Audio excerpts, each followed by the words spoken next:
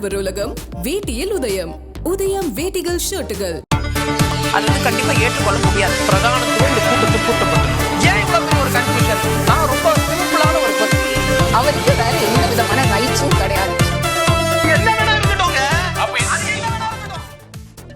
நேர்பட பேசு நிகழ்ச்சிக்கு உங்கள் அனைவரையும் அன்போடு வரவேற்கின்றேன். இன்றைய நிகழ்ச்சியில் நாம் பாதிக்க இருக்கக்கூடிய தலைப்பு, இந்தியா கூட்டணி வெற்றி பெற்றால் ஆண்டுக்கு ஒருவர் பிரதமர். இப்படி மோடி அவர்கள் பேசியிருக்கிறார். அதை ஒட்டி தான் நம்ம பேச இருக்கிறோம். பிரதமர் வேட்பாளர் ஆயுதத்தை மோடி மீண்டும் எடுப்பது ஏன்? இதுதான் இன்றைய நிகழ்ச்சியினுடைய தலைப்பாக இருக்கிறது.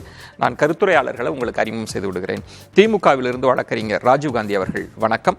தமாகவிலிருந்து முனவர் பாட்ஷா அவர்கள் வணக்கம். பாஜகவிலிருந்து எஸ்ஜி சூர்யா அவர்கள் வணக்கம். நம்மோடு பத்திரிகை கார்த்திகேயன் அவர்கள் இணைந்திருக்கிறார். வணக்கம் கார்த்திகேயன். இன்னும் சற்று நேரத்தில் விசிகாவிலிருந்து எம்எல்ஏ ஆளூர் ஷானவாஸ் அவர்களும் இணைய இருக்கிறார். அவரையும் வரவேற்று இந்த வாதத்திற்குள் செல்லலாம். கார்த்திகேயன், உங்களிடமிருந்தே தொடங்குறேன். மோடி அவர்கள், அமித்ஷா அவர்கள் பேசியிருப்பது இந்தியா கூட்டணி வெற்றி பெற்றால் ஆண்டுக்கு ஒருவர் பிரதமராக வருவாங்க அப்படின்னு, பிரதமர் பதவியே ஏலம் இட போகிறார்கள் அப்படின்னு பிரதமர் மோடி அவர்கள் பேசியிருக்கிறார். ஏன் இதை பேசுறாங்க? ஏன் இந்த பிரதமர் வேட்பாளர்ன்ற அஸ்திரத்தை மீண்டும் எடுத்து பேசுறாங்கன்னு நினைக்கிறீங்க? இந்தியா கூட்டணியே சொல்லாத ஒரு விஷயத்தை இந்தியா கூட்டணியை பத்தி இதுவரை அவர்களே பேசாததை பிரதமரும் பாஜகவினுடைய முன்னணி தலைவர்களும் பேசிட்டு இருக்காங்க. அவர்களே இதுவரை பிரதமர் என்ற அந்த விஷயத்திற்குள்ள போகவே இல்லை. அது குறித்தான எந்த ஒரு கேள்வி எழுப்பும் பொழுதும் அது ஒரு எங்களுக்கு இப்பொழுது அத்தியாவசியமாக அவர்கள் கருதவில்லை. அது போஸ்ட்போன்ல நாங்கள் முடிவு செய்து கொள்வோம். இன்ஃபேக்ட் நம்ம ஏற்கனவே பார்த்ததுதான், இந்தியா கூட்டணி நிதிஷ்குமார் எல்லாம் விலகிச் செல்வதற்கு முன்பாகவே மல்லிகார்ஜுன கார்கேவை பிரதமர் வேட்பாளராக மம்தா பானர்ஜி அவர்களும் அகிலேஷ் யாதவும் முன்மொழிஞ்சதா செய்திகளாவே வந்தது. அது சபா அதிகாரப்பூர்வமாக மறுப்பவோ இல்லை அதை ஆமோதிக்கும் விதமாக எந்த ஒரு அறிக்கைகள் வரவில்லை என்றாலும் கூட, அந்த பிரதமர் வேட்பாளர் பிரச்சனையில எங்களுக்கு எந்த ஒரு கருத்து வேறுபாடும் இல்லை என்பதை அந்த கூட்டணியில் இருக்கவங்க தெளிவா சொல்லிட்டாங்க. காங்கிரஸ் சார்பாக கார்கே அவர்களும் சரி, கார்கே சென்ற ஆண்டே மார்ச் 1ஆம் தேதி முதலமைச்சர் மு.க. ஸ்டாலின் அவர்களுடைய பிரதம நாள் விழா கூட்டத்திற்கு, பொதுக்கூட்டத்திற்கு சென்னை வந்தப்பவே சொல்லியிருந்தாரு, நாங்கள் இந்த கூட்டணி லீட் பண்ணணும்னு ஆசைப்படல, இல்ல இந்த பிரதமராக காங்கிரஸ் தான் இருக்க வேண்டும், காங்கிரஸை சார்ந்தவர் இருக்க வேண்டும், அல்லது காங்கிரஸ் தான் இந்த கூட்டணிக்கு தலைமை ஏற்க வேண்டும் என்று நாங்கள் நிர்பந்திக்க மாட்டோம், எங்களுக்கு அதுல பிரச்சனை இல்லை அப்படின்றத வெளிப்படையாவே அவங்க ஒப்புக்கொண்டாங்க. அப்போ அது போன்ற ஒரு சூழல்ல இப்ப எதற்காக இப்ப புதிதாக காங்கிரஸோ இல்ல இந்தியா கூட்டணியே சொல்லாத விஷயத்தை இவர்கள் எழுப்பதற்கான காரணம் என்னன்னா, இப்போ நீங்க கடந்த ஒரு 5 ஆண்டுகளாக, அதுவும் குறிப்பா 2019 எல்லாம் இந்த பேச்சுக்களே இல்லை. இந்தியா கூட்டணி வரும் வராது, கூட்டணியே வராதுன்னு சொல்லிட்டு இருந்தவர்கள் இன்று ஆட்சிக்கு வந்தால், இந்தியா கூட்டணி ஆட்சிக்கு வந்தால் அப்படின்ற விஷயத்தை மோடி அவர்கள் பேச ஆரம்பித்திருக்கிறார். இந்தியா கூட்டணி ஆட்சிக்கு வருவதற்கான வாய்ப்புகள் இருப்பது என்ற அந்த அச்சத்தை வெளிப்படையாக பாஜகவினுடைய முன்னணி தலைவர்கள், குறிப்பாக பிரதமர் மோடி போன்றவர்கள், அமித்ஷா போன்றவர்கள் வெளிப்படையாகவே அதை வெளிப்படுத்த தொடங்கியிருக்காங்க. நேரடியாக அவர்கள் ஆட்சிக்கு, இந்தியா கூட்டணி ஆட்சி வந்தால் இந்த விஷயத்தை செய்து விடுகிறார்கள், உங்கள் இடஒதுக்கீடை எடுத்து விடுவார்கள் என்றாங்க. இல்ல இந்தியா கூட்டணி ஆட்சிக்கு வந்தால் உங்களுடைய சொத்துக்கள் அபகரிக்கப்படும், இன்ஹெரிட்டன்ஸ் டாக்ஸ் வந்துடும், இல்ல உங்களுடைய சொத்துக்கள் எடுத்து சிறுபான்மையினருக்கு கொடுக்கப்படும். இது போன்ற பொய் கற்பனை கதைகள் எல்லாம் பல பேசினாலும் கூட, இந்தியா கூட்டணி ஆட்சிக்கு வந்தால் இதெல்லாம் செய்வாங்க அப்படின்னு சொல்லி, இந்தியா கூட்டணியே நாங்க ஆட்சிக்கு வந்தால் இதை செய்வோம்னு சொல்றதை விட அதிகமாக சொன்னவர் பிரதமர் மோடியும். கார்த்திகேயன், இப்ப நீங்க சொல்றது இந்தியா கூட்டணி அதை பற்றி கவலைப்படல, அதை பொருட்படுத்தல அப்படின்னா, இப்ப மோடி அவர்கள், அமித்ஷா அவர்கள் இந்தியா கூட்டணி வென்றால் அப்படின்ற இடத்துக்கு இப்ப நகர்ந்து வந்திருக்காங்க அப்படின்னா, அது அவங்கள ஒரு பலவீனத்தை வெளிப்படுத்துற மாதிரி அமையாதா? அப்படி தெரிஞ்ச ஏன் அதை பேசுறாங்க? என்ன காரணம் இருக்க முடியும்? ஏன்னா இது ஒண்ணு மட்டும் விஷயம் இல்ல. ஏன்னா கலை யதார்த்தத்தை பாஜகவினுடைய தலைவர், குறிப்பாக பிரதமர் மோடியும் அமித்ஷாவும் உணர தொடங்கியிருக்காங்கன்னு தான் நான் நினைக்கிறேன். அவர்கள் 1000 சாக்குவோக்கு சொல்லலாம், ஆனா கலை யதார்த்தம் என்ன என்பதை அவர்கள் உணர்ந்திருக்கால். குறிப்பாக நடந்து முடிந்த முதல் 2 சுற்று தேர்தல்கள் பாஜக ஆளும் மாநிலங்கள்ல பெரிய அளவிற்கு உத்வேகம் இல்லை என்பதை பார்க்க முடிகிறது. அப்ப அங்கிருந்து வரக்கூடிய செய்திகள், நான் அந்த ஊருக்கு போகல, ஆனால் அங்கிருந்து வரக்கூடிய ஊடக செய்திகளை வைத்து பார்க்கும் பொழுது பத்திரிகையாளர்கள் எழுதக்கூடிய செய்திகள் என்பது பாஜகவிற்கு ஆதரவாக இல்லை என்ற ஒரு விஷயம் தென்படுது.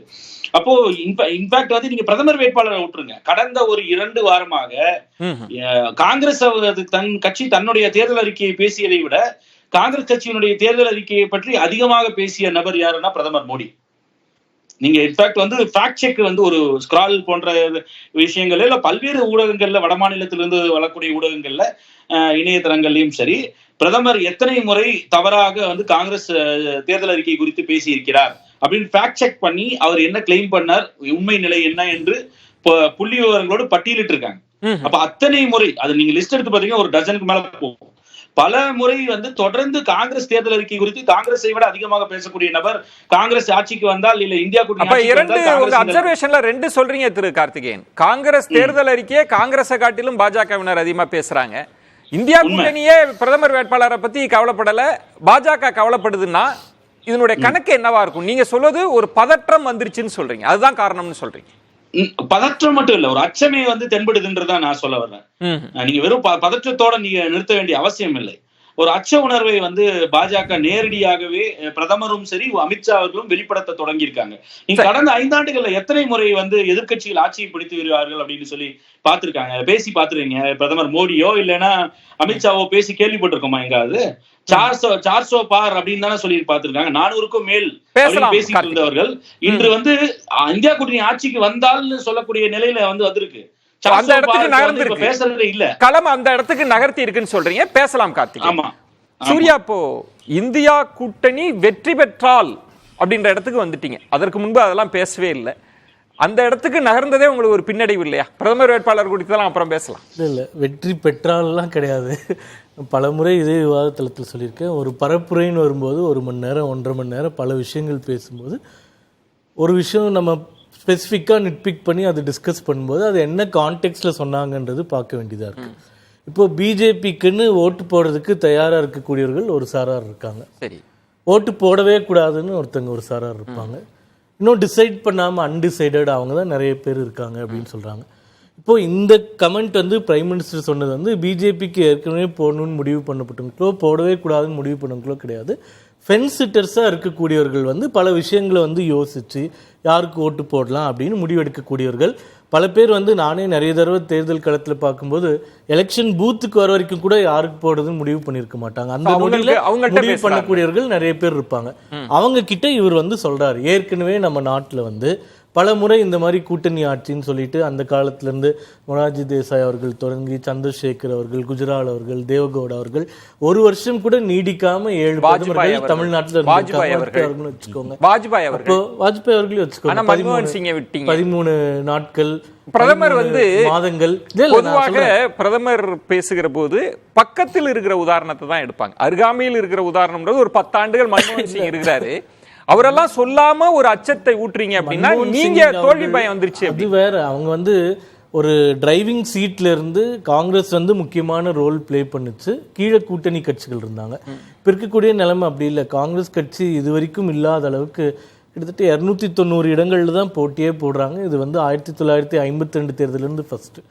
அவங்க வந்து ஒரு 30-40 இடங்களை தாண்ட முடியாதுன்ற ஒரு கஷ்டமான ஒரு டார்கெட்ல இருக்காங்க.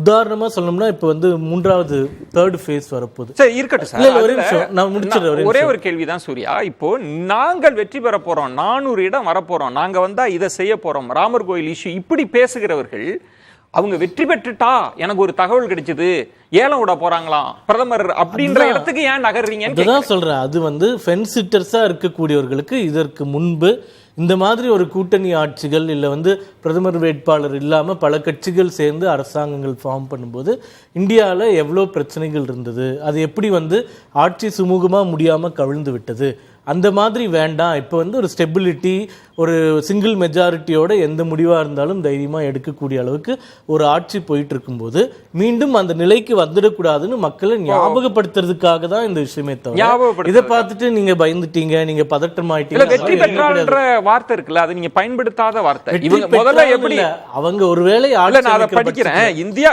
அதுதான் மீனிங் சூர்யா. உங்களுக்கு தெரியாது இந்தியா கூட்டணி வென்றால் அப்படின்னா இது வரைக்கும் என்ன சொன்னீங்கன்னா அவங்க கூட்டணியே அமைக்க முடியாது, ஒன்னே சேர மாட்டாங்க, சேர்ந்தாலும் களத்துக்கு வர மாட்டாங்க. சேரலையேங்க, எங்கெங்க ஒண்ணு சார் நீங்க எங்க எந்த அது பேசல, ஒண்ணு சேரல, பெங்கால்ல ஒண்ணு சேரல, கேரளால ஒண்ணு சேரல. கரெக்ட்டா சொல்றீங்க. இந்த இடத்திலேயே விவாதத்தை வச்சிருந்தீங்கன்னா இந்த டிபேட்டே இருந்திருக்காது.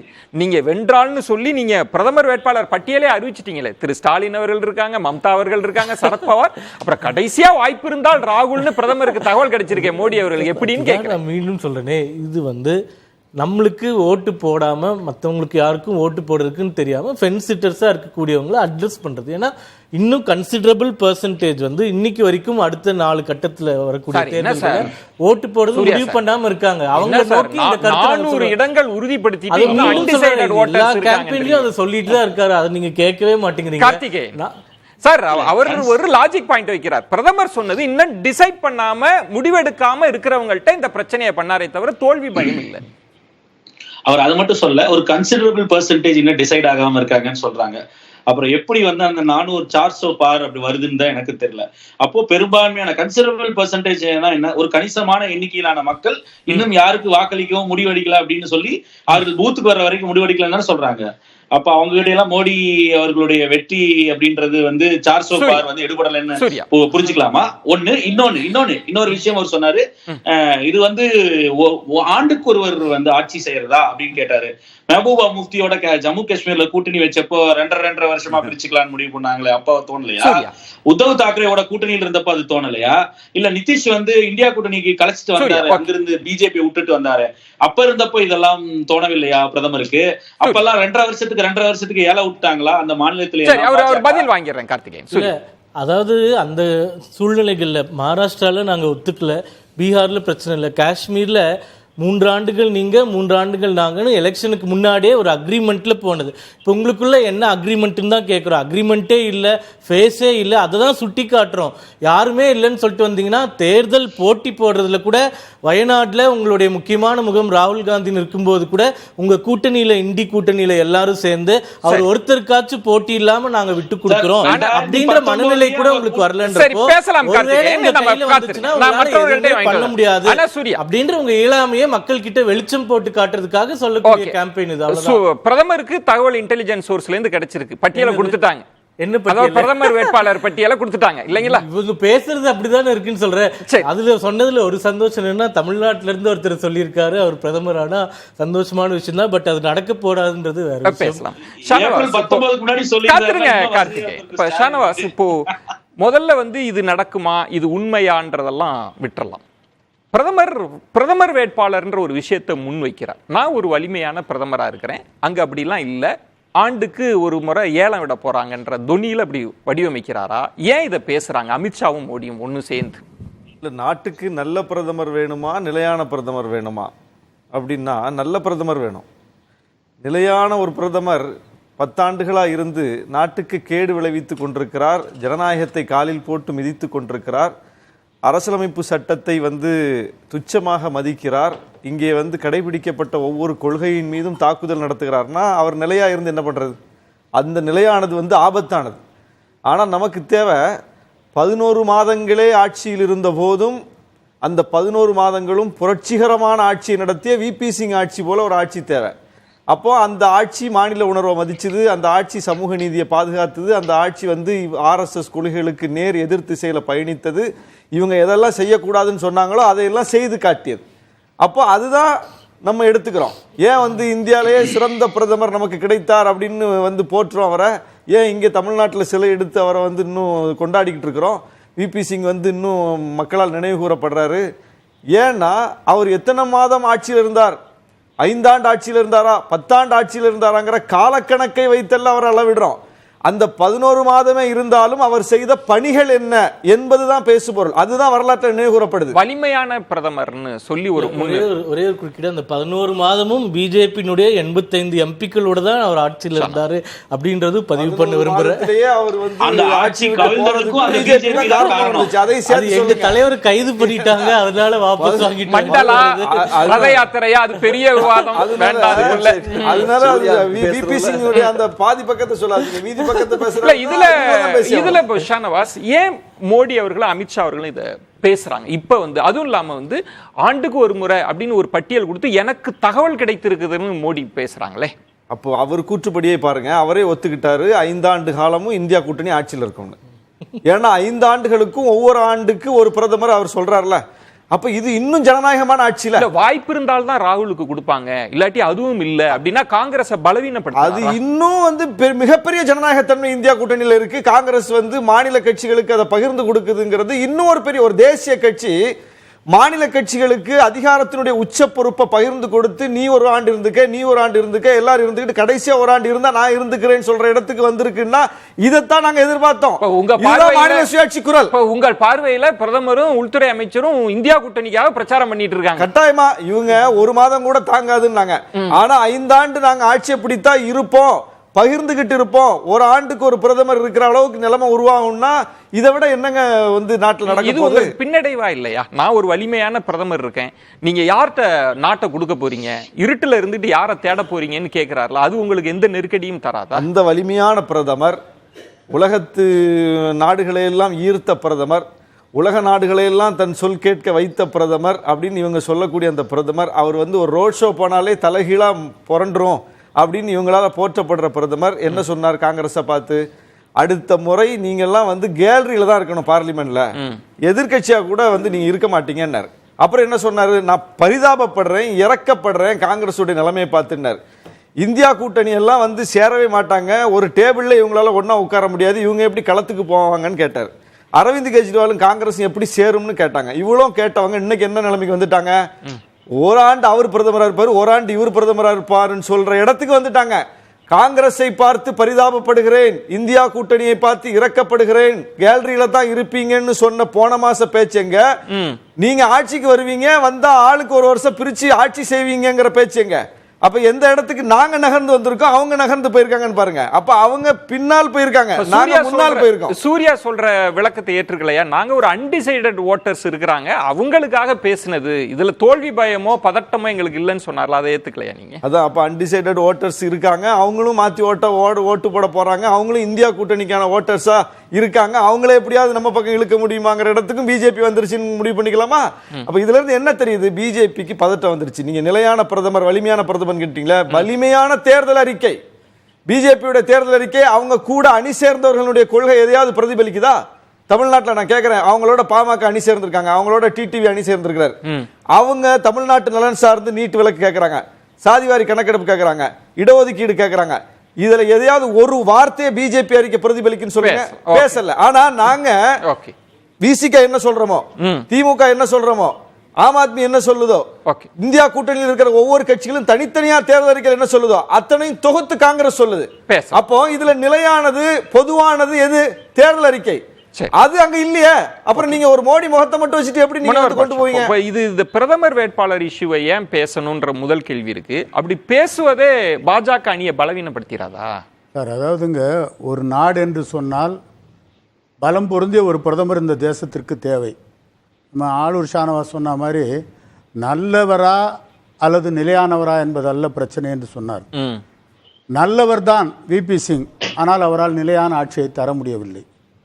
நாடு ஒரு நாட்டினுடைய மதிப்பும் மரியாதையும் எப்பொழுது உயரும் என்று சொன்னால் அந்த நாட்டை ஆளுகின்ற பிரதமர் நிலையான ஆட்சியை தருவதன் மூலமாகத்தான் உலக நாடுகளில் இந்த நாட்டுக்கான மரியாதை உருவாகும். சார், ஏன் இந்தியா கூட்டணி நிலையான ஆட்சியை தராதா? சார், நீங்க நிலையான ஆட்சியில் மாநிலங்களிலே நிலையான கூட்டணியை அவர்களால் உருவாக்க முடியவில்லை. கேரளாவில் நீங்களே பார்க்குறீங்க, போய் ராகுல் காந்தி வயநாட்டில் தான் நிற்கணுமா, அவர் இந்தியாவில் வடநாட்டில் போய் நிற்க முடியாதான்னு கேட்கிறார் பினராயி விஜயன். இல்லை சார், இப்போ பிரதமர், இப்போ ஷானவாஸ் சொல்றது பிரதமர் கூற்றுப்படியே வச்சுக்கிட்டாலும் ஆண்டுக்கு ஒரு பிரதமர்னு ஆட்சி 5 வருஷம் நடக்க தானே போகுது. முகமது பின் துக்ளக் படமா பார்க்க போறோம் நம்ம.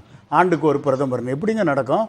நீங்க இல்ல, இது முதல்ல இது சரியா தவறான்றது வேற, இந்த தகவல் உண்மையா பொய்யான்றது வேற. நான் என்ன கேட்கிறேன், முதல்ல அத்தைக்கு மீச முளைச்சா தான் சித்தப்பா. அது பிஜேபி கண்டிப்பாக ஆட்சி வருவது 3வது முறை தவிர்க்க முடியாத ஒன்று. இல்ல, அத முனவர் பாட்ஷா நம்பிக்கையோடு சொல்றார். நான் நம்புறேன் சார். இல்ல, பிரதமர் அமித்ஷாவும் அவர்களும் அமித்ஷாவும் பிரதமரும் எதுக்காக இப்படி பேசுறாங்கன்னு சொன்னா, இந்த ஐஎன்டிஏ கூட்டணியை பொறுத்தவரை அவர்களுக்கு, நீங்களும் ஐஎன்டிஏ தான் சொல்லுவீங்க, இந்தியான்னு சொல்ல மாட்டீங்க சார். இந்தியானா அது நாடு சார். அது பாமகவோட நிலைப்பாடு ஐஎன்டிஏ தான். அதாவது இந்தியா என்பது ஒரு நாடு, அந்த நாட்டு புள்ளியில தான் இருக்காங்க. ஏதோ கூட்டணி பிரதிபலிக்கலாம் நினைக்கிறேன். பாமக ஒத்த புள்ளியில தான். நாடு ஒரு கூட்டணிக்கு பேர் ஆக முடியாது. சரிங்க, இந்த நாட்டினுடைய பேர். அதனால ஒரு நாட்டின் சின்னம் ஒரு கட்சியின் சின்னமாகலாம், ஒரு நாட்டின் கொடி இன்னொரு கட்சியினுடைய வண்ணத்துல இருக்கு. இதெல்லாம் நீங்க தேர்தல் கமிஷன் பாயிண்டடா வாங்க. இதுல ஒரு பாயிண்ட் தானே, நீங்க வென்றால் இந்தியா கூட்டணி வெற்றி பெற்றால்ன்ற ஒரு இடத்துக்கு நகர்ந்ததும் ஒரு பின்னடைவு. இன்னொன்று, ஐக்கிய முற்போக்கு கூட்டணி அரசு இருக்கு. இப்போ உங்களுக்கு ஜி.கே. வாசனே அதுல இருந்தாங்கல்ல, மன்மோகன் சிங் வலிமையான பிரதமரா நீங்க ஏத்துக்கிறீங்களா? இல்ல, அன்னைக்கு இருந்த சூழ்நிலை சோனியா காந்தியை தான் பிரதமர்னு நினைச்சு ஓட்டு போட்டாங்க மக்கள். அன்னைக்கு பிரதமரா அவர் இல்ல பிரதமர் வேட்பாளர் அப்ப முன்னிறுத்தினாங்களா? முன்னிறுத்தல சார். காங்கிரஸ் இப்போ இல்ல எனக்கு கேள்வி, இன்னைக்கு இருக்கிற சூழல் தானே சார் அன்னைக்கு இருந்தது. சார் அன்னைக்கு அமைக்கப்பட்ட கூட்டணி வேற, புரியுதுங்களா? அன்னைக்கு காங்கிரஸ் தலைமையில தான் கூட்டணி. இன்னைக்கு காங்கிரஸ் தலைமையில கூட்டணி கிடையாது. ஐஎன்டிஏ கூட்டணி அவங்க பல கட்சிகள் சேர்ந்து மாநில வாரியாக அவர்களுக்குள்ளே ஒரு ஒற்றுமையை உருவாக்கி தேர்தல் களத்துக்கு வந்துட்டாங்கல்ல சார்? வந்துட்டாங்க சார். ஷானவாஸ் சொல்றார் களத்துல கூட்டணியா நிக்கிறாங்க சார். பிரதமர் வேட்பாளர்ன்ற அளவுக்கு வந்தாச்சு இல்ல சார்? பிரதமர் வேட்பாளர்ன்ற அளவுக்கு யாருமே வரல. அவங்க அப்புறம் நீங்க தானே சொன்னீங்க. ஏங்க அவங்க வரல சார். அவங்களுக்குள்ள அந்த ஒற்றுமை இல்லைன்றது தான் அமித்ஷாவும் சொல்றாரு, மோடியும் சொல்றாரு. அதுக்கான வாய்ப்பு அவங்களுக்குள்ள இல்லை. அதனால தான் இவங்க ஒருவேளை வருவது சாத்தியமில்லை. வந்தாலும் இவங்களுக்குள்ள ஒற்றுமை இல்லை. ஆண்டுக்கு ஒரு பிரதமர்னு சொல்லி இவங்களே சண்டை போட்டு ஏற்கனவே நம்ம பார்த்தோம். மொரார்ஜி தேசாய் காலத்திலேருந்தே பார்த்துருக்கோம். யாரையாவது 2 வருஷத்துக்கு மேல இருக்க விட்டுருக்காங்க. ஏன் இன்னும் சொல்ல போனா நீங்க மீண்டும் மீண்டும் இதுல அந்த ஐக்கிய முற்போக்கு கூட்டணி அரசுன்றது சார், அது கூட்டணி அரசு தானே சார்? அது இல்லன்னு சொல்லல சார். அந்த ஒரு தேவையான நம்பர்ஸ் இருந்த மெஜாரிட்டி அரசா என்ன? நீங்க மைனாரிட்டி அரசா இருந்தா நரசிம்ம கூட. இப்ப இன்னொரு கேள்வி கேக்குறேன் சார். இப்ப வாஜ்பாய் அரசு கவிழ் இல்லையா? அப்போ ஷானவாஸ் சொல்றது எத்தனை ஆண்டுகள் அவங்க இருந்தாங்கன்றது இல்ல சார், அந்த காலத்துல என்ன செஞ்சாங்கன்றதான் காலத்தால் பேசப்படும். அதெல்லாம் மறுக்கல சார், என்ன செஞ்சாங்கன்றது இல்ல. ஆனா ஒரு நாட்டினுடைய மதிப்பு மரியாதை எப்போ உலக நாடுகளில் உயரும் சொன்னா ஒரு நிலையான ஆட்சியை தரக்கூடிய ஒரு வலிமையான தலைமை தேசத்துக்கு இருந்தாதான் மரியாதையும் மதிப்பு வரும். வருஷத்துக்கு ஒரு பிரதமரை நாங்க உருவாக்குவோம் சொல்றது யார் அப்படி சொன்னாங்க சொல்லல சார். அவங்களுக்குள்ள இருக்கிற அவங்களுக்குள்ள இருக்கிற பிரச்சனை சார். இன்னைக்கு கடந்த முறை அவர் எங்க நகர்த்துறாருன்னா கடந்த முறை தேர்தல்ல திமுகவின் தலைவர் ஸ்டாலின் தெளிவா சொன்னார், எங்க கூட்டணி வெற்றி பெற்றால் பிரதமர் வேட்பாளர் ராகுல் காந்தி தான் சொன்னார். இன்னைக்கு அது மாதிரி சொல்லக்கூடிய சூழ்நிலை அங்க இல்ல. அந்த நிலைமை அங்க இல்ல. இவர் எங்க நகர்த்துறாருன்னா நிலையான ஆட்சியை இவங்களால தர முடியாது, அந்த பொருள்ல பேசி இருக்கிறாங்க அப்படின்னு. அது எங்களுக்கு சாதகம் தான். அதுதான் நிலையான ஆட்சியை 10 ஆண்டுகள் தந்து உலக நாட்டுல என்ன மதிப்பு உயர்ந்திருக்கு. ஐநா கண்டிக்குது. உங்க நாட்டுக்குள்ள ஜனநாயகம் கேள்விக்குள்ளாயிட்டு இருக்குது, எதிர்கட்சி தலைவர்லாம் பிடிச்சி ஜெயில போட்டுட்டு இருக்கீங்க, ஒழுங்கா ஆட்சி நடத்துங்கன்னு ஐநா தலையிடுது. அமெரிக்கா கருத்து சொல்லுது. என்ன உலக நாட்டு பத்திரிகைகள் அத்தனையும் கண்டித்து எழுதி கொண்டிருக்கிறார்கள், எக்ஸ்போஸ் பண்றாங்க. எலான் மாஸ்க் சீனாக்கு போறாரு, இந்தியா வர்ற பயணத்தை ரத்து பண்றாரு. என்ன நீங்க மதிப்பை பெற்றுட்டீங்க? எதை காப்பாற்றி இருக்கீங்க? அப்போ முழுக்க ஐநாவோ அபிஷியலா லெட்டர் பேட் எடுத்துட்டு நாங்க கண்டிக்கிறோம்னு சொல்லல. பத்திரிகையாளர் சந்திப்புல ஏதோ ஒண்ணு கேக்குறாங்க, அதுக்கு ஒரு பதில் சொல்றாங்க. அது ஏதோ அபிஷியல் வெர்ஷன் இந்தியா சந்திக்கவே மாட்டீங்கல்ல.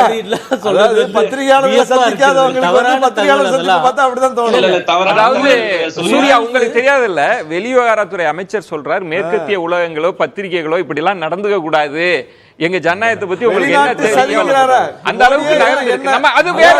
மோடியை தூக்கணும்ன்றது உள்நாடு மட்டும் இல்ல, வெளிநாடு எல்லாருக்குமே தெரிஞ்ச விஷயம் தானே. தேர்தலுக்கு முன்னாடி வரைக்கும் என்ன பேசினாங்கன்னா உலக நாடுகள் எல்லாம் சொல் கேக்குது மோடின்னு சொல்லனாங்க. இப்ப என்ன சொல்றாங்க? இதுல பிரதமர் பேசியதுல ரொம்ப நுணுக்கமா பார்க்க கார்த்திகேயன் காத்துருங்க, நான் மீண்டும் வரேன். சுட்டி காட்டுவது ஸ்டாலின் அவர்கள், மம்தா அவர்கள், சரத்பவார் அப்படின்னு பட்டியலிட்டு வாய்ப்பு இருந்தா ராகுலுக்கு கொடுப்பாங்க அப்படின்னு சொல்வதன் மூலம் ஒரு குழப்பத்தை ஏற்படுத்துற முயற்சியா? ஏன் பிரதமர் இப்படி ஒரு பட்டியலை சொல்றார்? இதுக்கு என்ன காரணம் இருக்க முடியும்னு நினைக்கிறீங்க? இல்ல, முதல்ல மாண்புமிகு இந்த நாட்டுடைய பிரதம அமைச்சர் ஒரு அச்சத்துக்கு வந்திருக்கிறார். பத்திரிகையாளர் கார்த்திகேயன் சொன்னது போல், நண்பர் ஷானவாஸ் சொன்னது போல் பெரிய அச்சத்துக்கு வந்திருக்கிறார். அந்த அச்சத்தின் வெளிப்பாடு தான் இத்தனை நாள் திமிராக இருந்தது. நான் தான் என்கிற ஒரு இருமாப்போடு இருந்தவர் இன்று இல்லை என்னை வெளிநாடு சதிகள் வீழ்த்த பார்க்கறது, அதை விட இங்கே இருக்கலாம் சதி செய்கிறாங்க. நீங்கள் பாராமட்டத்தில் எனக்கு கண்ணு கட்டிய தூரம் எதிரிகளே இல்லை, அடுத்த முறை நண்பர்கள் வருவாங்க, ஆனால் மேலே கேலரியில் உட்காருவீங்கன்னு ஒரு அகம்பாவத்து உச்சத்தார் பேச்சு இருந்துச்சு. ஆனால் இன்னைக்கு 400 பர்டிகுலர் 372 ஆர்டிகல் மாதிரி 372 எடுப்போம் அப்படின்னு அமித்ஷா, அடுத்து 300. இன்னைக்கு எங்கேயாவது மேடைகளை நம்பரை சொல்ல முடியுதான்னா ஜனநாயகத்தை நோக்கி இந்தியா திரும்புது. அதுன்னு குறிப்பாக எந்த சோசியல் மீடியாவை காசு கொடுத்து அதுக்கான ஆளுகளை தொடர்ந்து வேலை செய்ய வச்சாங்களோ அந்த சோசியல் மீடியாலேயே பிரதமர்களோட ட்வீட் போட்டால் சராசரியாக 1200 2000 ரீட்வீட் வருது.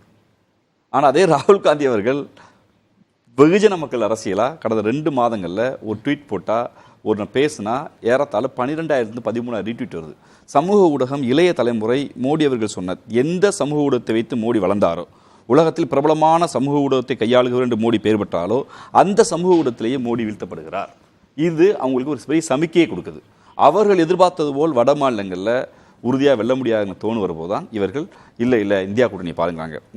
அதுல 2 வியூகம் இல்லையா திரு ராஜீவ்காந்தி? அவர் என்ன சொல்றாருன்னா, இந்தியா கூட்டணி குழப்பத்தோடு இருக்கிறாங்க, இந்தியா கூட்டணியால நிலையான ஆட்சியை தர முடியாது அப்படின்னு சொல்லுவது ஒண்ணு. காங்கிரஸையும் ராகுலையும் பலவீனப்படுத்துறார், இவங்களுக்கு எல்லாம் வாய்ப்பே இல்லை, இது அவங்களுக்கு பலனை தராது. நீங்க காங்கிரஸ் ஆடு நனைவதென்று ஓனாய் கவலைப்படுவதா காங்கிரஸ் பலவீனமா இருக்குன்னு பாஜக பேசுறதெல்லாம் வேடிக்கையா இருக்குது. இந்த நிலையான ஆட்சிங்கிறீங்களே, மரியாதைக்குரிய ஐயா முனிவர் சொன்னாரு, நிலையான ஆட்சி என்பது பிற நாடுகள் மதிப்பு. அதைத்தான் அனுசானஸ் அவர்கள் உலக பத்திரிகை என்ன சொல்றது, ஐநா சபை என்ன சொல்றது என்றுதான் பேசினாங்க. ஆனால் ஒன்று கவனிங்களேன், ஒரு நிலையான ஆட்சி என்பது பன்னாட்டு சமூகத்தோடு நமக்கு இருக்க தொடர்பு மிக முக்கியமானது. வெளியுறவு தொடர்பில் நாம் பன்னாட்டு நாடுகளை சார்ந்திருக்கிறது ஒன்று தான். வெளியுறவு கொள்கையாக இருந்தாலும் எதா இருந்தாலும் நாணய மதிப்பை தீர்மானிக்க இடம். அதுதான் டாலருக்கு எதிரான ரூபாய் மதிப்போ இல்லை வெள்ளியின் மதிப்போ இல்லை ரியாலின் மதிப்போ இல்லை சைனா நாணயமோ ஜப்பான் நாணயமோ டாலருக்கு நிகரான மதிப்பு. அதான் நிலையான ஆட்சிக்கு, ஒரு நிலையான பொருளாதாரத்துக்கு. கடந்த முறை ஆட்சி பொறுப்பேற்ற போது இந்தியாவின் ரூபாய் மதிப்பை நான் 40க்கு கீழே கொண்டுருவோன்னு மோடி பிரச்சாரம் பண்ணாரா இல்லையா? 64 ரூபாய் இந்த டாலர் மதிப்பு, இன்னைக்கு என்ன 84 ரூபாய். இந்த 10 ஆண்டுகளில் 24 ரூபாய் டாலர் மதிப்பை ஏற்றி இந்த நாட்டினுடைய நாணயத்தை செல்லாக்காசாகி இருக்கிறார். இதனை நிலையான பிரதமர் தான். 56 இன்ச்சு மார்பு எனக்கு இருக்குன்னு அவர் தான் சொன்னார். நான் 24 மணி நேரத்தில் 20 மணி நேரம் உழைக்கிறேன் அவர் தான் சொன்னார். நான் ஓடோடி போகிறேன், உலக நாடுகள் முழுக்க போகிறேன், அமெரிக்கா போகிறேன், இங்கிலாந்து போகிறேன். இங்கே பத்திரிகையாளர் சந்திக்காத மோடி உலக நாடுகள் முழுக்க போனவர் ஒரு நிலையான பொருளாதாரத்தை கொண்டிருக்க வேண்டுமா இல்லையா? ஆனா நீங்க சொல்ற மாதிரி நிலையான பிரதமர், வலிமையான பிரதமர் நாங்க முன்னிறுத்துகிற போது இந்தியா கூட்டணியால் அப்படி முன்னிறுத்த முடியல. முதல் நிலையான பிரதமர் இருக்குல்ல, இந்தியாவுடைய வரலாறு எடுப்போம். இவங்க போற போக்கெல்லாம் ஒரு நிலையற்ற தன்மை. இந்தியாவில் இந்த ஆட்சி நிலையற்ற தன்மைக்கு வர காரணமே சமதா கட்சியுடைய சனதா அரசு. மொராஜி தேசாயை கவிழ்த்ததுல வாஜ்பாய் பங்கு இல்லைன்னு சொல்றீங்களா? விபி சிங் ஆட்சியை கவிழ்த்ததுல இல்ல வாஜ்பாய்க்கு பங்கு இல்லையா? அதற்கடுத்து செல்வி ஜெயலலிதா அவர்கள் ஆட்சி கலைக்கப்பட்ட போது இவர்களுடைய குழாயடி சண்டை ஊரே பார்த்தது. நீங்க 3 முறை ஆட்சி கலப்பணத்திலும் பாஜகவின் பங்கு இருந்தது. இந்தியாவில் நிலையான ஆட்சியை RSS விரும்பாது, பாஜக விரும்பாது. தானாண்டா நிலையானதுமாங்க, தானாண்டா நிலையானதாங்க. நிலையானதாக பெரிய மரியாதை நேரு அவர்களும் இந்திரா காந்தி அவர்களும் ராஜீவ் காந்தி கொடுத்த போது ஒரே குடும்பமே ஆளுன்னு பேசினவங்க நீங்க நிலையான ஆட்சின்னு விட்டாங்க. ஒரே குடும்பம் ஆளுவதா, இது வாரிசா என்று கேட்டவர்கள் நிலையான ஆட்சிங்க. நிலையான ஆட்சியா காங்கிரஸ் கொடுத்திருக்கு கடந்த காலத்துல. அந்த கட்சியோடு பல முரண்பாடுகள் இருந்தாலும் திராவிட முன்னேற்ற கழகம் கருத்து ரீதியாக விவாதம் செய்தது. ஆனால் இந்த ஆட்சி கவிழ்ப்புக்கு பிரபலமான, இன்னும் சொல்ல போனால் பெயர் பெற்ற கட்சியே பாஜக. இல்ல, இப்ப நீங்க கடந்த கால வரலாறுல இருந்து கோடிட்டு காமிக்கிறீங்க. ஆனா இப்ப மோடி அவர்கள், அமித்ஷா அவர்கள் பேச்சின் துணி, நாங்க ஒருத்தர் வலிமையான பிரதமரை முன்னிறுத்தி இருக்கிறோம், அவங்களால சொல்ல முடியல. ஒண்ணு. ரெண்டாவது, வருஷத்துக்கு இப்படி கொடுத்துருவாங்க ஆட்சி, இது நீடிக்காது. நல்லா கவனிங்க ஜெயன், இதே புது இளமையில ஒரு ஆண்டு இருக்குன்னு சொன்னேன். இன்னைக்கு அந்த நாள் மிக முக்கியமான நாள். நிலையான அதிபர் என்று தன்னை பெயரிட்டுக் கொண்டு மக்களால் தேர்ந்தெடுக்கப்பட்டு 10 ஆண்டு காலம் ஆட்சி செய்துவிட்டு என் நிலையான ஆட்சியை நான் உலகம் முழுக்க கொடுக்க போகிறேன் என்று ஆயுதத்தை எடுத்த கொடுங்கோலன் ஹிட்லர் வீழ்த்தப்பட்ட நாள் இந்த நாள். ஜோசப் ஸ்டாலினால் இதோ ஹிட்லர் வீழ்த்தப்பட போகிறார். முத்துவேல் கருணாநிதி ஸ்டாலினுடைய அந்த சித்தாந்தம் மோடியை வீழ்த்தும் சொன்னான். இன்னைக்கு அமித்ஷா வகையிலிருந்து என்ன வந்துருச்சு, ஸ்டாலின் நான் முடிச்சிடுறேன். ஸ்டாலின் அது அவர் உரிமை இருக்கு. இன்னைக்கு ஸ்டாலின்ங்கிற பேரு பிரதமர் பெயர் அளவுக்கு கொண்டு வந்துட்டாரு. நாங்க இப்போ சொல்றோம் தத்துவம். நாங்கள் பேசிய மொழி உரிமையை, நாங்கள் பேசிய இந்த மாநில சுயாட்சி உரிமையை, நாங்கள் பேசிய இடஒதுக்கீடு உரிமையை, சாதிவார கணக்கெடுப்பை, அரசியல் சட்டத்தை சீராய்வு குறித்தெல்லாம் காங்கிரஸ் அறிக்கை வந்திருக்கிறது. நாங்க ஒரு ஐடியாலஜி கண்டோம். அதாவது முடிச்சிருவோம். ரவிசங்கர் பிரசாத் நினைக்கிறோம் சொன்னாரு, இந்தியா கூட்டணி கல்யாணம் பண்ணிடுச்சு, மாப்பிள்ளை யாருன்னு கேட்டாரு. இந்த கூட்டணி மாப்பிள்ளை யாருன்னா ஜனநாயகம் தான். ஜனநாயகத்தை மீட்பதுதான் எங்களுடைய நிலையான பிரதமர் என்பது எதுக்கு வேண்டும்? ராஜீவ்காந்தி சொன்ன கருத்து என்னை பொறுத்தவரை டாக்டர் கலைஞர் சொன்னதை தான் நான் சொல்ல முடியும். 77 மொரார்ஜி தேசாய் ஆட்சி கவிழ்ந்த உடனே நேருவின் மகளே வருக நிலையான ஆட்சி தருக அந்த அழைச்சாரு. நாட்டுக்கு தேவை ஒரு நிலையான ஆட்சி, ஒரு தகுதியான இப்ப இந்தியா கூட்டணியால கொடுக்க முடியாதுன்றதுதான் என்னுடைய நம்ம விவாதத்திலே வந்த கருத்துக்கள். அப்படின்றது இப்ப நிலையான ஆட்சியை இந்தியா கூட்டணியால் தர முடியாது, அதுதான் பிரதமர் பேச்சு, உள்துறை அமைச்சர் பேச்சில் இருந்து நம்ம புரிஞ்சுக்கிறதா? அதுதான் அவங்க எடுத்திருக்கிற அஸ்திரமா? இல்ல, முதல்ல இந்த நிலையான பிரதமர்ன்றது ஒரு தனிநபர் சார்ந்தது கிடையாது. உதாரணத்துக்கு ஒன்னு சொல்றேன். பிரிட்டன்ல வந்து யூல இருக்கணுமா வேணாமான்னு ஒரு ரெஃபரண்டம் நடந்தது வந்து டேவிட் கேமரன் நடத்தினாரு. அவர் வந்து பதவி விட்டு போனாரு. அடுத்தது வந்து Boris Johnson, Theresa May, Liz Truss, இப்ப கடைசியா வந்து ரிஷி சுனக்னு. ஒரு ஆட்சி முடியறதுக்குள்ள 5 பிரதமர் வந்தாங்க. அந்த நாட்டோட மதிப்பு எங்க குறைஞ்சு போயிடுச்சா? அந்த நாட்டோட மதிப்பை வந்து தீர்மானிப்பது தனிநபர்கள் இல்ல. சில நேரங்கள்ல உலகத்துல வந்து ஒரு சில நூற்றாண்டுகள்ல வந்து மாபெரும் தலைவர்கள் வர்றது உண்டு, யாரும் மறுக்கல. இங்க வந்து நேரு இருந்திருக்காரு, அது போன்ற மாபெரும் தலைவர்கள் ஒரு சில நேரங்கள்ல இருக்காங்க, ஒவ்வொரு நாடுகளும் பார்த்திருக்கு. அது போல வந்து நீங்க லீ குவான் யூ சிங்கப்பூர்ல இப்பவும் மெச்சப்படுகிற பிரதமரா இருக்காரு இல்லையா, அந்த மாதிரி சில நாடுகள் அது போன்ற பிரதமர் உண்டு. ஆனா அதுக்காக அந்த நாட்டுடைய தரம் குறைந்து போவதில்லை.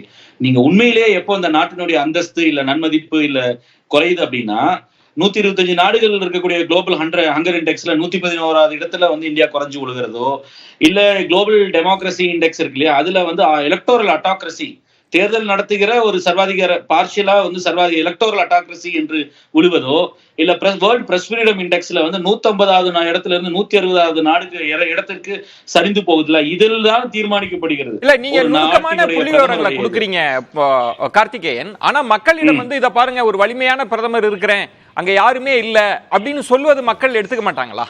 அது போய் சேராதா மக்கள்கிட்ட? இந்த கருத்து போய் சேர்ந்திருக்காதா என்ன நான் கேக்குறேன். வந்து பட்டினியில வந்து இந்தியால வந்து 125ல 114வது இடத்துல இந்தியா இருக்கு அப்படின்ற கருத்து போய் சேர்ந்திருக்காதா என்ன? இந்த நாட்டினுடைய மொத்த வளத்துல வந்து 40% 1% மக்கள் மட்டுமே வந்து பெரும் பணக்காரர்கள் மட்டும் வச்சிருக்காங்க அப்படின்றது போய் சேர்ந்திருக்காதா என்ன? அதை எடுத்து வந்து மக்களுக்கு வந்து ஜனநாயகப்படுத்துவோம், அவர்களுக்கு கொடுக்கக்கூடிய சலுகையை ஏழைக்கு போய் சேரணும்னு சொல்லி ஒரு மாற்று திட்டத்தை வந்து ஒரு எதிர்கட்சி முன்னிறுத்தும் போது அது போய் சேராதா என்ன? பிரதமர் மோடி வந்து ஒரு வலுவான தலைவர், பாஜகவில் வந்து செல்வாக்கானவர், வட மாநிலங்கள்ல வந்து செல்வாக்கான தலைவர் என்றது மாற்று கருத்து இல்ல.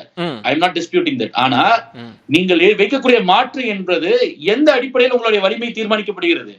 மோடியுடைய வலிமை வந்து அவருடைய பெர்ஃபார்மன்ஸ் தான் தீர்மானிக்கப்படுகிறது. 10 ஆண்டுகள் வந்து பிரதமராக இருந்தவருடைய பெர்ஃபார்மன்ஸை அவர் வந்து முன்னிறுத்தணும் இல்ல.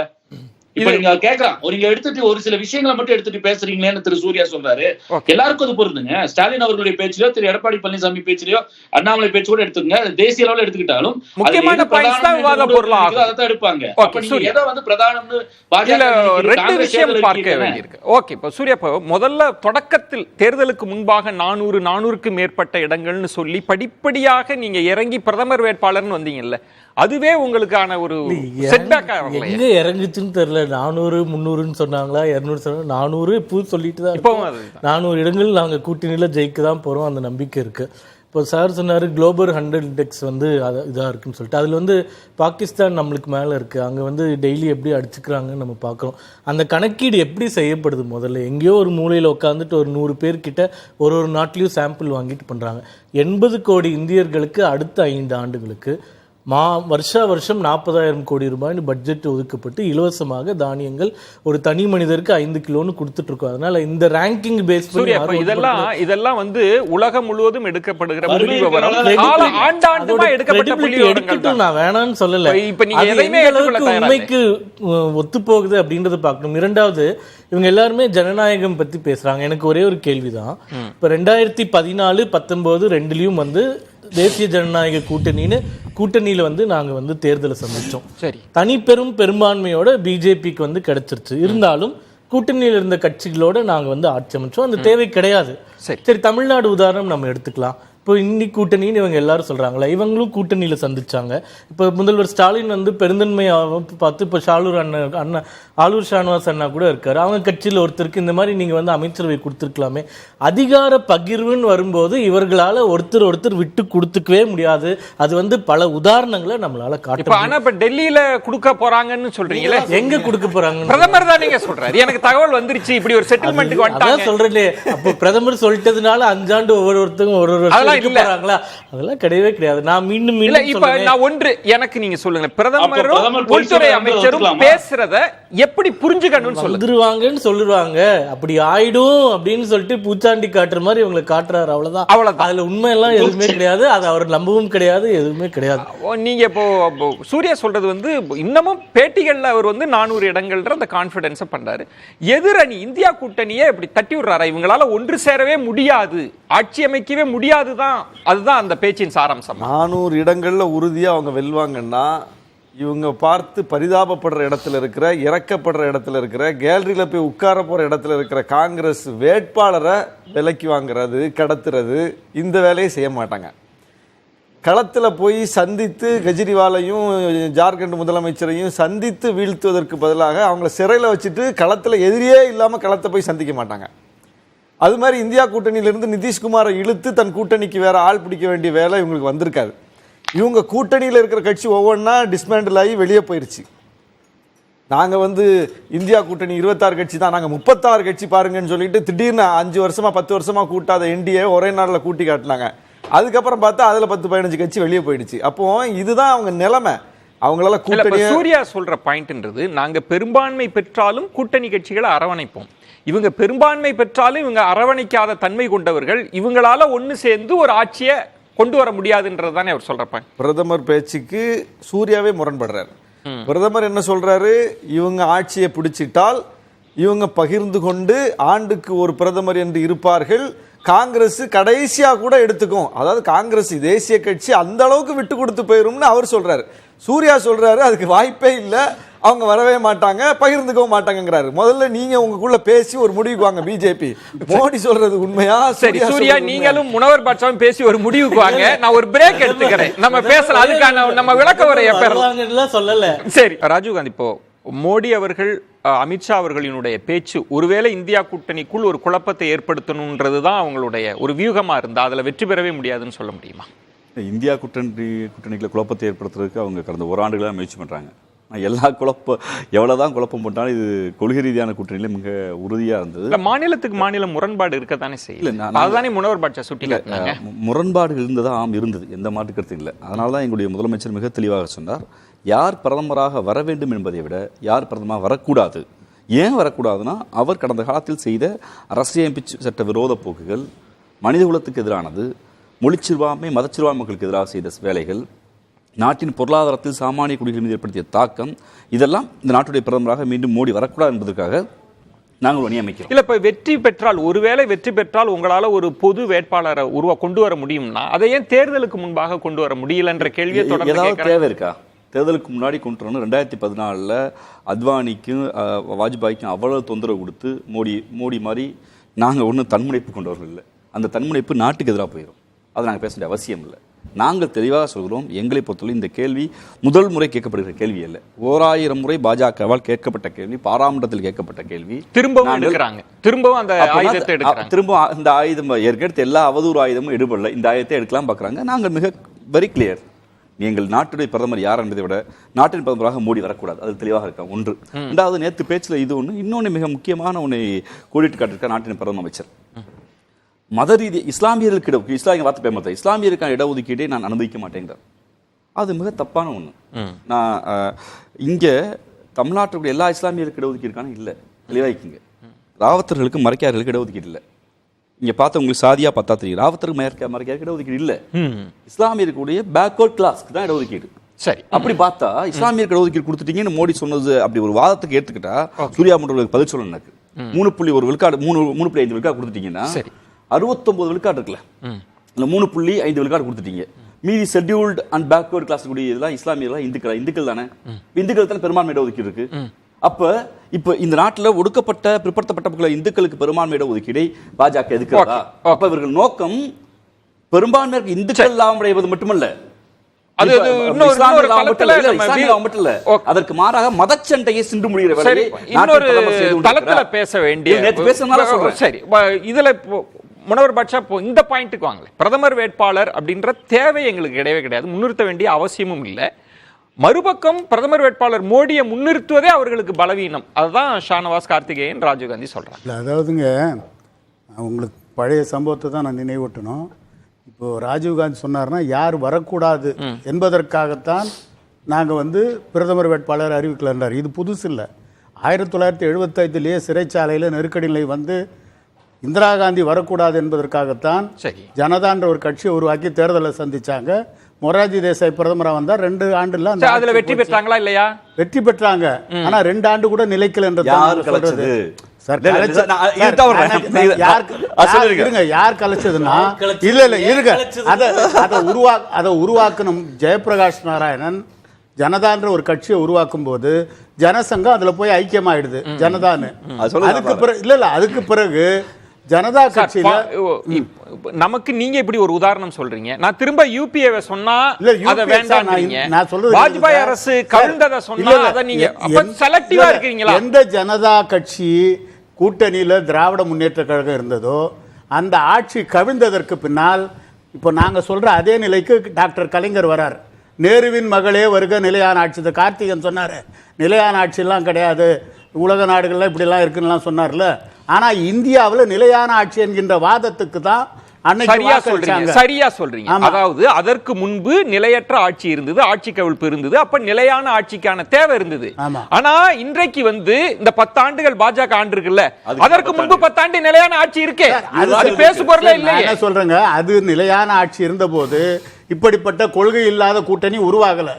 ஒரே கொள்கையில தான் உருவாயிருக்காங்க, மோடியை நீக்கணும். அதை தவிர வேற எந்த கொள்கையும் கிடையாது. இவங்களுக்குள்ள ஒற்றுமைக்கும் வாய்ப்பு கிடையாது. கேரளாவில் அவங்களால என்ன தேர்தல் அறிக்கையில பக்கம் பக்கமா பக்கம் பக்கமா திமுக கூட தான் கொடுத்தது, என்ன நிறைவேற்றிட்டாங்களா? தேர்தல் அறிக்கை எது வேணாலும் கொடுக்கலாம் சார். நான் என்ன சொல்றேன், நாங்க சார் 3.5 ரிசர்வேஷன் நாங்க ஏத்துக்கிறோம் சொல்லி தான். ஆனா மோடி ஏத்துக்கலங்கறாரு சார். நான் சொல்லுங்க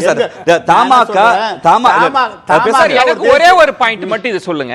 இந்த கூட்டணி முரண்பாடுள்ள கூட்டணினா சாதிவாரி கணக்கெடுப்பை நடத்தியே தீருவோம் நாங்க நிர்பந்தித்துன்னு சொல்ற பாமக இருக்கிறதும் 3.5 வேணும்னு சொல்ற நீங்க இருக்கிறதும் இதெல்லாம் முரண்பட்ட கூட்டணி இல்லையா? இதெல்லாம் நாங்க கொண்டு வருவதற்கான நீங்க ஆட்சி அதிகாரத்துக்கு வர மாட்டேன்னு சொல்றீங்களா? இல்ல சார், கூட்டணி ஆட்சி வரும்போது சரி, பாஜக தலைமையில் மோடி 3வது முறை. இல்ல சார், பாயிண்ட் என்னன்னா உங்களுக்குள் முரண்பாடு இருக்குல்ல சார்.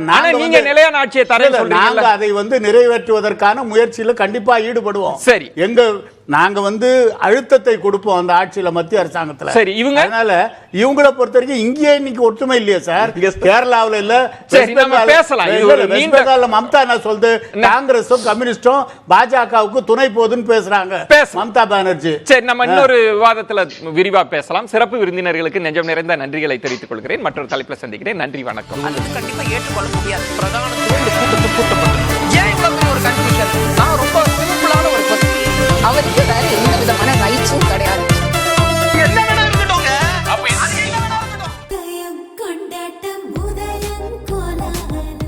ஆடவர் உலகம் வேட்டியில் உதயம். உதயம் வேட்டிகள் ஷர்ட்டுகள்.